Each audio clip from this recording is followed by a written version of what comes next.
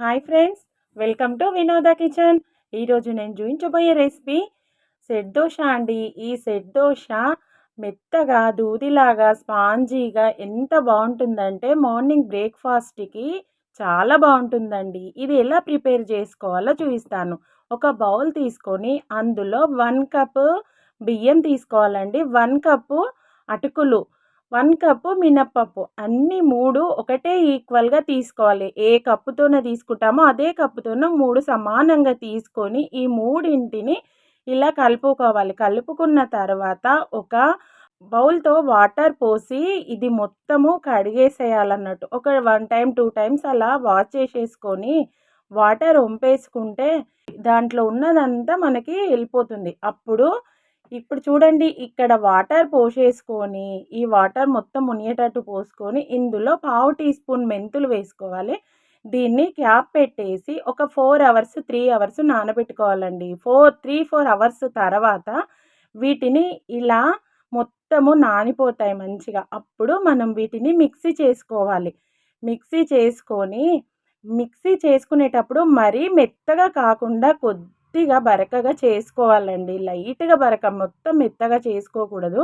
ఇప్పుడు రుచికి సరిపడా సాల్ట్ వేసి మనం మిక్సీ చేసుకోవాలి. పిండి చూడండి ఇప్పుడు ఎలా ఉందో, ఇది మరీ పల్చగా కాకుండా మరీ గట్టిగా కాకుండా సేమ్ దోశ పిండి లాగానే ఉంటుంది. ఇలా దీన్ని పెనం పెట్టేసుకొని ఆనియన్‌తోన పైన మొత్తము అప్లై చేసుకోవాలి. ఇలా అప్లై చేసుకున్న తర్వాత ఈ సెట్ దోశని ఒక గరిటెతోన వేసేసి దాన్ని అలాగే వదిలిపెట్టాలండి. జస్ట్ ఇలా అనాలంతే. ఇలా అంటే అదే మొత్తం అయిపోతుంది. మనం మొత్తం దాన్ని స్ప్రెడ్ చేయాల్సిన అవసరం ఉండదు.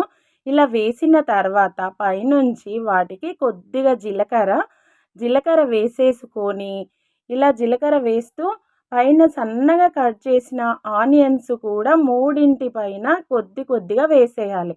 తర్వాత సన్నగా తరిగేసిన క్యారెట్ తురుము కూడా ఈ 3 సెట్ దోసల పైన వేసుకోవాలి. మళ్ళీ తర్వాత సన్నగా కట్ చేసిన కొత్తిమీర కూడా వేసుకోవాలండి.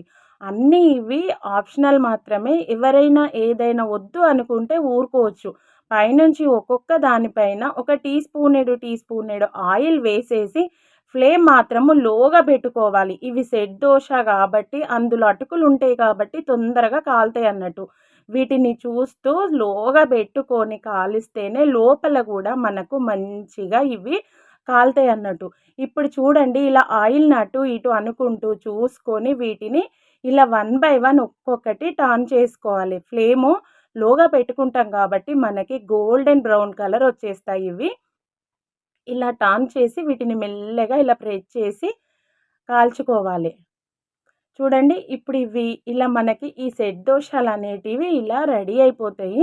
ఇప్పుడు వీటిని టర్న్ చేసిన తర్వాత చూడండి, అటు ఇటు 2 సైడ్‌లా కాలిన తర్వాతనే తీసేసుకోవాలి. అప్పుడు మనకు సెట్ దోశ రెడీ అయిపోయిందండి. స్పాంజీ లాంటి ఈ సెట్ దోశలు పైన క్రిస్పీగా, లోపల మెత్తగా చాలా బాగుంటాయండి ఈ సెట్ దోశ.